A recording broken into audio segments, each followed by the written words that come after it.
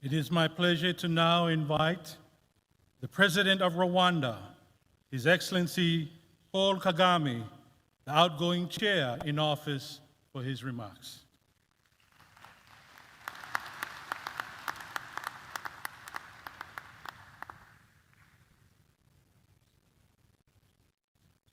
Your Majesties, Your Highness, the Head of State of Samoa, Prime Minister of Samoa, Excellencies, Secretary General, distinguished ladies and gentlemen. I'm very pleased to join you for the 2024 Commonwealth Heads of Government meeting. To the government and the people of Samoa, our host, I thank you for the warm welcome and hospitality. It has been a great honor for Rwanda to serve as chair in office for the past 2 years. I congratulate Prime Minister Fiame Naomi Matafa and wish you every success as chair.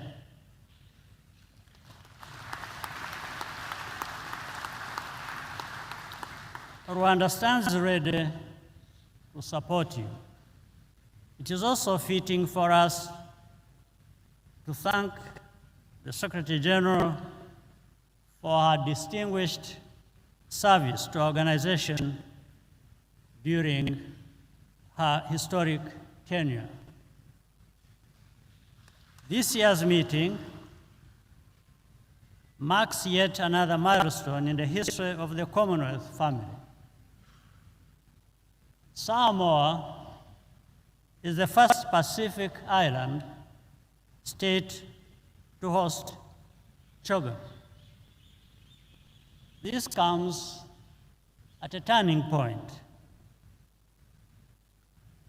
Temperatures are rising, and for small island developing states in the Pacific and the Caribbean, this is literally a matter of survival.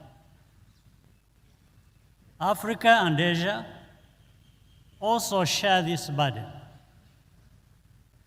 2/3 of the world's small states are members of the Commonwealth. We cannot ignore the voices of those who are bearing the brunt of this crisis, and they should not have to beg for our support. As we head to COP29 in a few weeks, let's act and lead by example. Making empty promises can only move the needle for so long. We continue to support His Majesty, the King's Sustainable Markets Initiative as a blueprint for public-private partnerships and green investment throughout the Commonwealth. Indeed, what will make us cross the finish line in the fight against climate change is more finance from wealthy countries. Still, our collective efforts must not stop there. The terms must be favorable without pushing developing countries into more debt. The Commonwealth's comparative advantage remains its young and vibrant population. Creating digital jobs for women and young people should remain at the top of the agenda this year. We must rely on the potential of innovation and technology to resolve the daunting challenge of rising unemployment and irregular migration.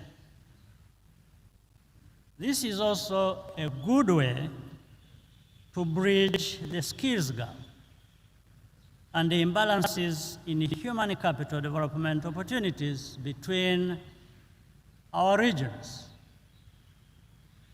Artificial intelligence should not become a problem.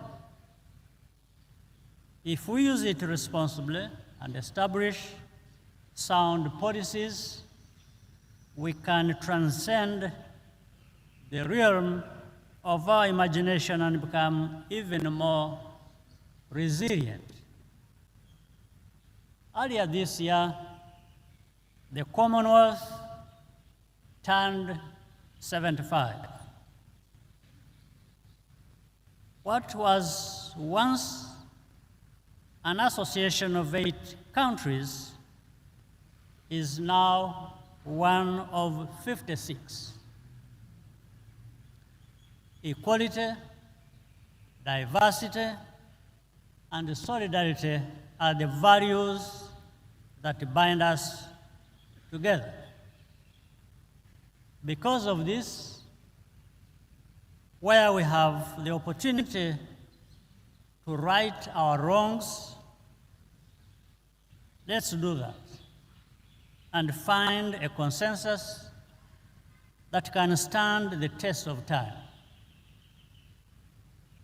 With respect for each other and our differences, we can move forward towards our common future. I thank you.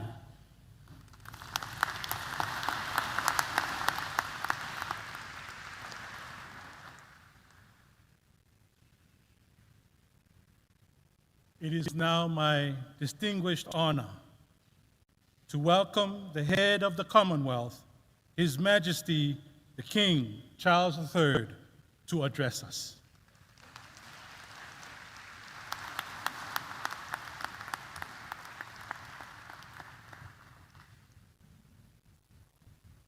Oliao le Malo, Your Majesty, Secretary General, Presidents, Prime Ministers, ladies and gentlemen.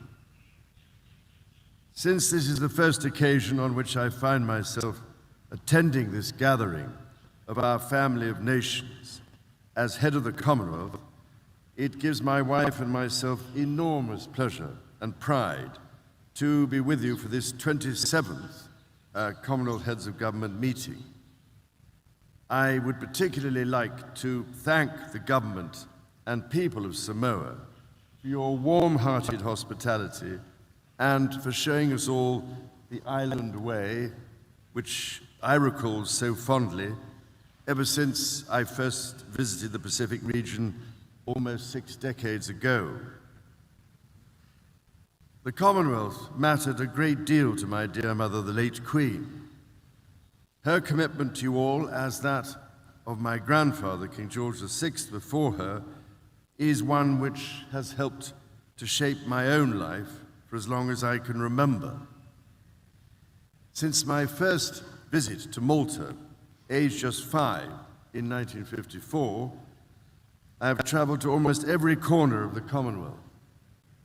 I have met remarkable people in every conceivable walk of life and learned a great deal from so many proud cultures and traditions.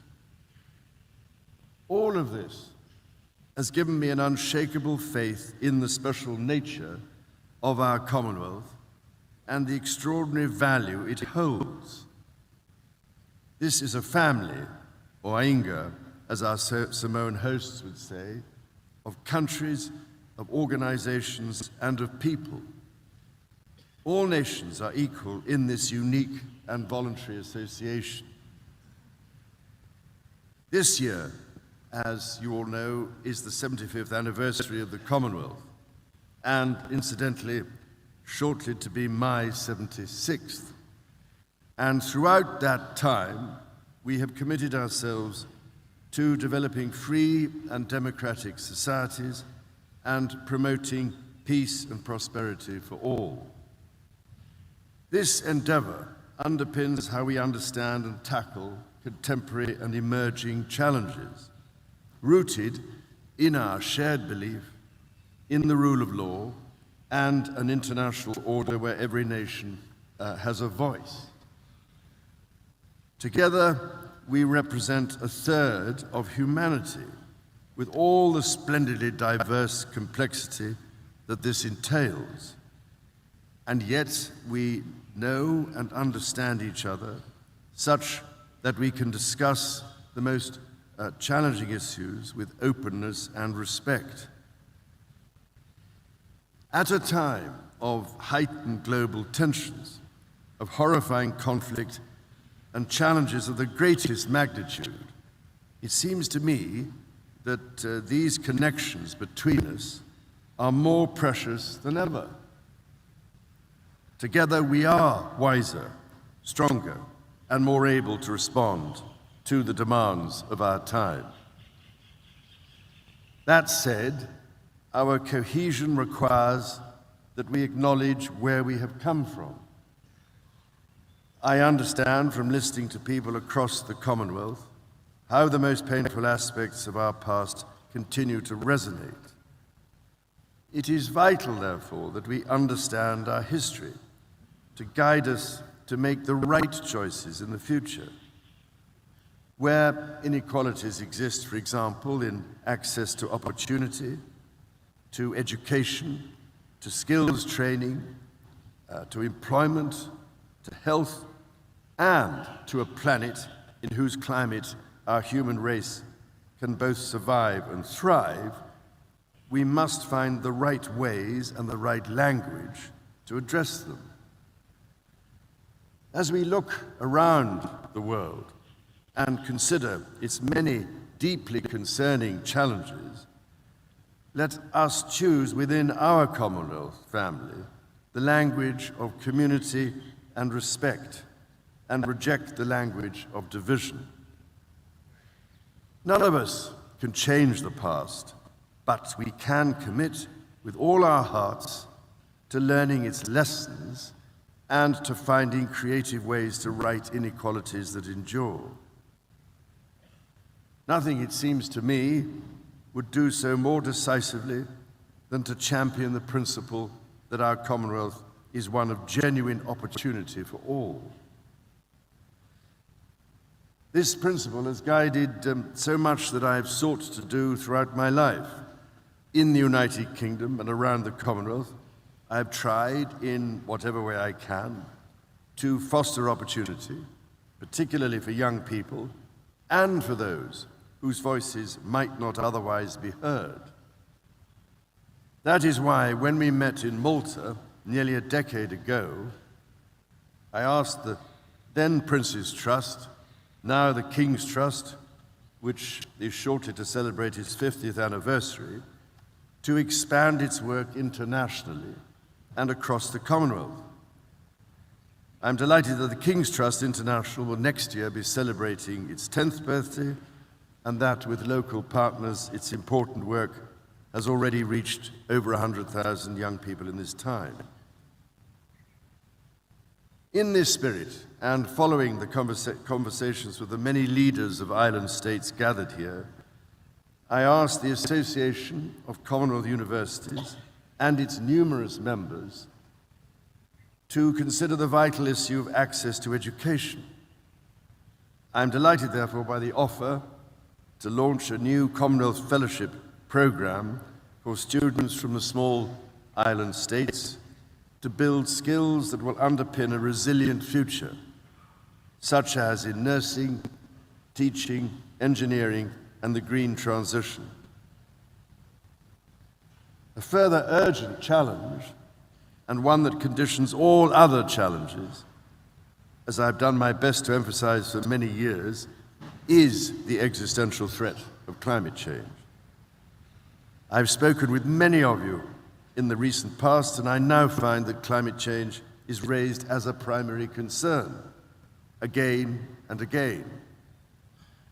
We are well past believing it is a problem for the future, since it is already undermining the development gains we have long fought for.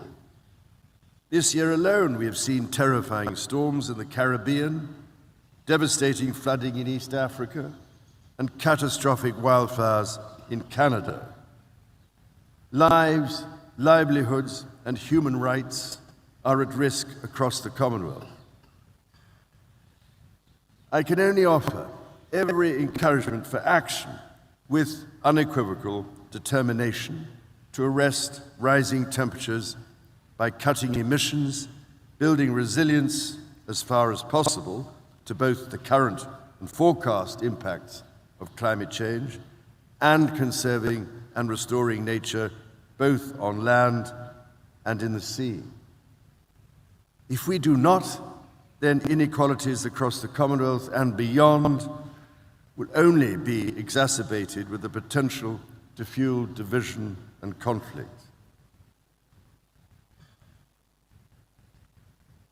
Over many years, it has become clear to me that public finance, while crucial, will never be sufficient on its own to tackle all of this, let alone achieve any of the United Nations development goals, especially in the timeframes required. The Commonwealth, therefore, has an opportunity to work together with the private sector and civil society to unlock private sector capital for this mission, and in so doing, promote trade and investment and opportunities for young people. I was encouraged to hear yesterday from leading members of the private sector that they recognize their ability and indeed their responsibility to aid and invest in climate transition, in resilience, and in nature restoration. I do hope that in your conversations you are able to answer some of the key questions to achieve this aim, from how to address barriers to investment, to agreeing upon routes to use public finance to encourage private investment, and crucially, how public-private civil society partnerships can be forged so that such arrangements are fair and transparent for all. If, ladies and gentlemen, the Commonwealth can succeed with this endeavor, then it will be an indispensable example to the rest of the world. Together we can expand opportunities across this family of nations to build shared prosperity and truly resilient economies, while also meeting growing challenges such as disinformation and extremism, and ensuring that the untold potential of technology, including artificial intelligence and social media, works for our societies, not against them. We can surely try to invest in as many as possible of the 1.5 billion people under the age of 30 in the Commonwealth to ensure they have the right personal development. This means skills, opportunities, and entrepreneurial drive, as well as the ability to thrive and prosper in this changing world while being shielded from the negative aspects of technologies. I know from speaking to many of you in recent months, and from all that I have heard from around the Commonwealth, that these are among the issues that matter most to you and your people. I am pleased that they resonate strongly with the themes that Samoa has chosen for this CHOGM. I can only hope over the days ahead that you will make meaningful progress on these matters. So doing, I trust you will take inspiration from the Pacific Way, working with respect, compassion, and compromise as your guides.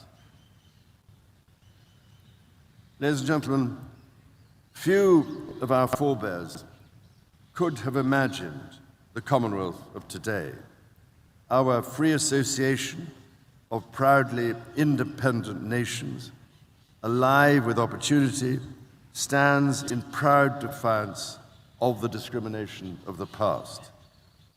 We have not reached this point by accident. Shared vision and collective courage have been our lodestar. As we set a course for the century ahead, we can renew our courage with our faith in one another. For my part, I can assure you today that for however many years God grants me, I will join you and the people of the Commonwealth on every step of this journey. Let us learn from the lessons of the past. Let us be proud of who we are today, and together, let us forge a future of harmony with nature and between ourselves that our children and our grandchildren deserve.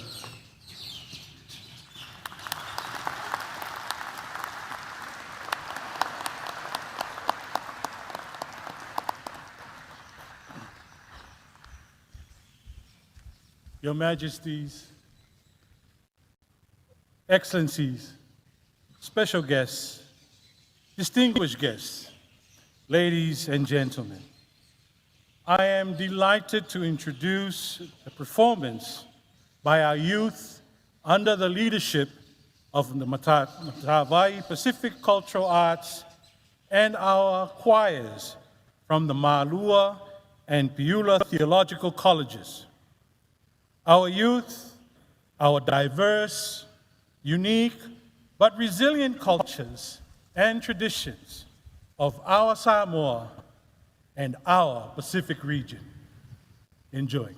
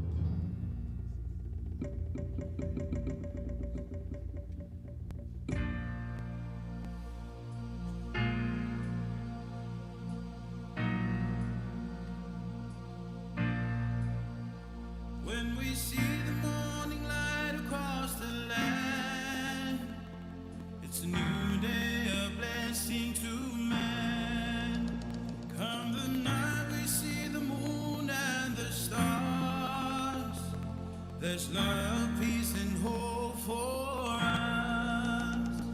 There are glitches as we travel on in our journey today. Come tomorrow. We are gathered here in Commonwealth. We are to save our Commonwealth and future. Save it.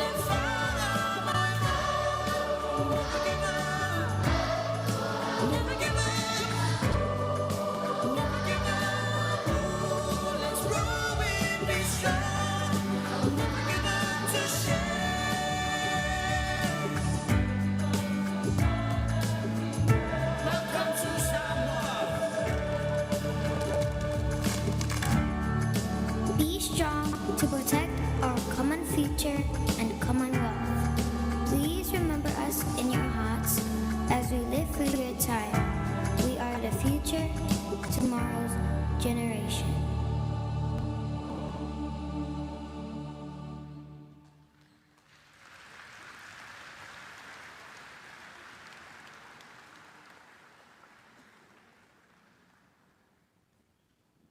Your Majesty, Excellencies, distinguished guests, ladies and gentlemen, we have now come to the end of our program, and I hope you have enjoyed the short entertainment. May I now invite the official photographers to come forward to take the family photograph. The first photo will be taken whilst the leaders are seated.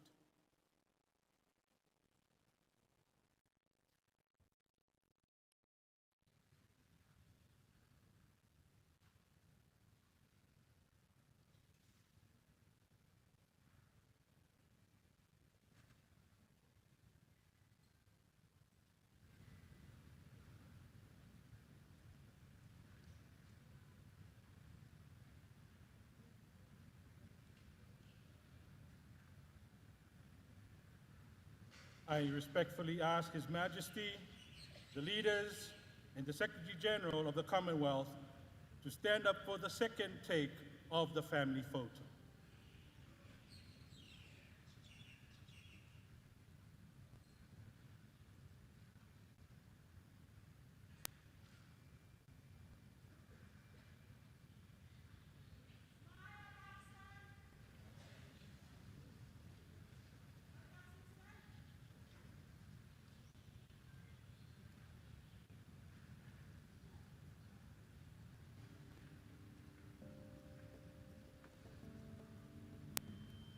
Thank you. You may be seated.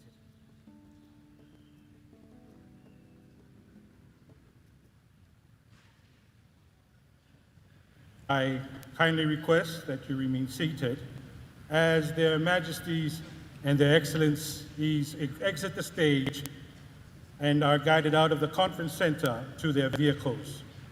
We wish them well on their deliberations, and especially when the executive session and the leaders retreat. At this point, I would like to ask their majesties to depart from the stage.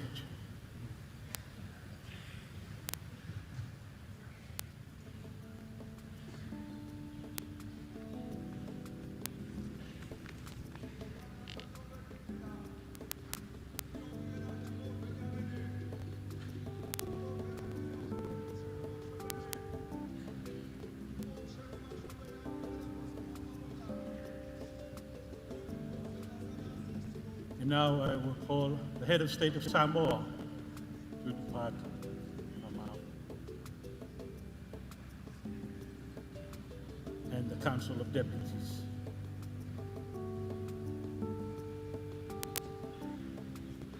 May I ask His Majesty, the King of Eswatini,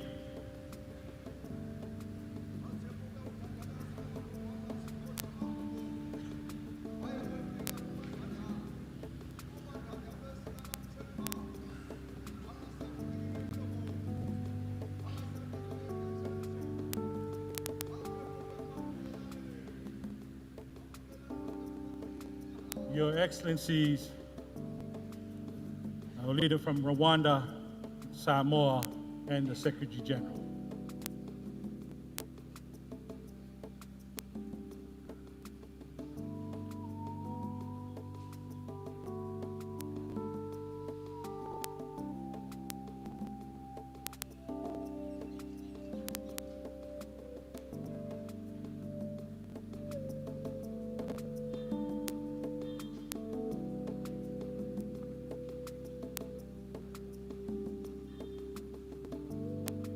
Your Excellencies, may I now ask our new leaders who will be joining His Majesty, our leaders from Fiji, Lesotho, Papua New Guinea, New Zealand, Singapore, Tuvalu, the United Kingdom, Vanuatu, and Togo.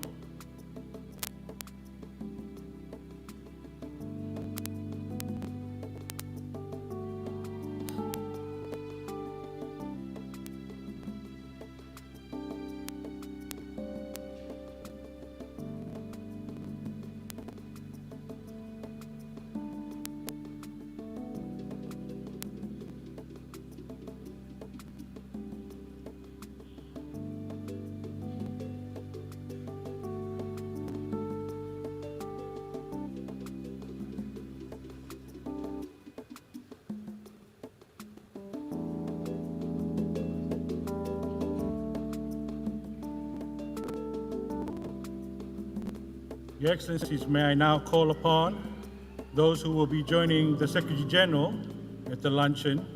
May I ask Your Excellencies of Cameroon, Sierra Leone, Trinidad and Tobago, Togo, Antigua and Barbuda,